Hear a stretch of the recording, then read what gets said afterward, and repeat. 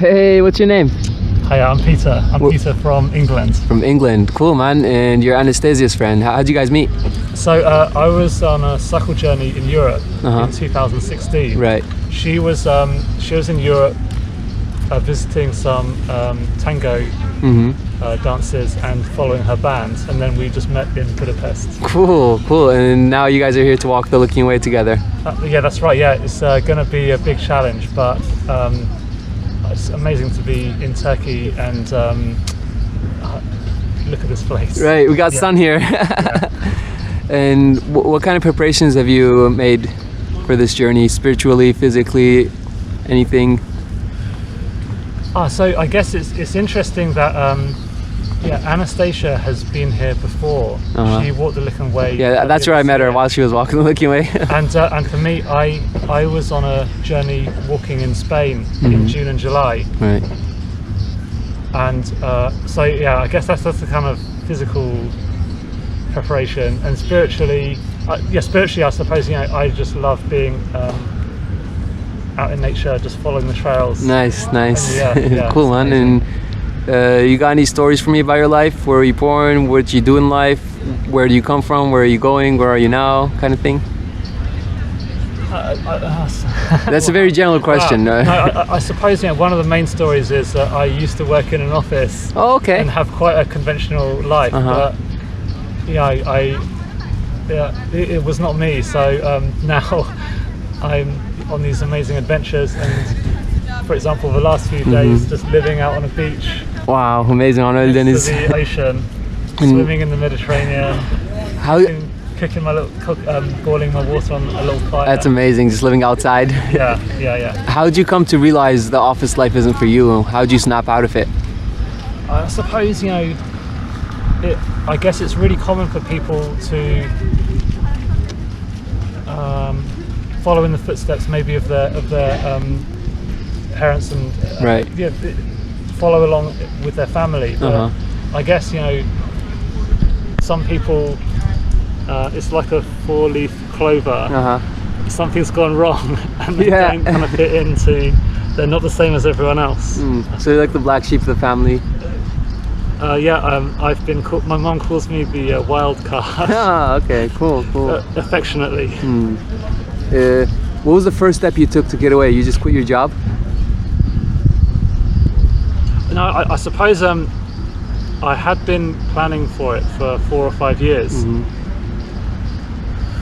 But yeah, I mean that was the big step when I had this this letter of resignation, and then I handed that in. You just did it. What was the first thing you did after you quit? I actually had a kind of like a breakdown because it was such a shock. So suddenly, before I had a manager, and suddenly I was managing myself. Right. So it maybe it just lasted for a week or so, but. The freedom that I've felt and experienced since then. Wow, amazing. Yeah. So what was the first thing you did? But the first trip, my first trip, I went to India for 6 months, just backpacking, which it's very common. A lot of people go there, but it was a really big thing for me. I'd never travelled on my own, and I tried a few different things that were slightly unique. For example, I just had a tiny, like half the size of this bag. That's all of the stuff that I had. And when I set off, I had nothing electronic with me at all. So no phone, no camera, not even a watch, nothing electronic. That's wild. It was just the idea of freedom and instead of because we're all connected so much with our phones, I wanted to escape from that a little bit. Oh, amazing. And if you don't mind me asking, how do you have an income now? How do you support yourself, your travels financially? So I guess where I was planning my escape 5 years before I handed in my notice, I was also renovating a small flat in the UK. So basically, now I have this flat there which is rented out. So I just have a small income. Passive income. And that's enough. You don't need a lot of money to be happy. No. I mean, the things, the beaches and the forest there, these small kind of colonial sort of style Right. towns. Yeah, That's amazing. It is, yeah. And what about the wild animals? Like I've heard risks about getting bitten by snakes or like these venomous animals. What was your experience with that?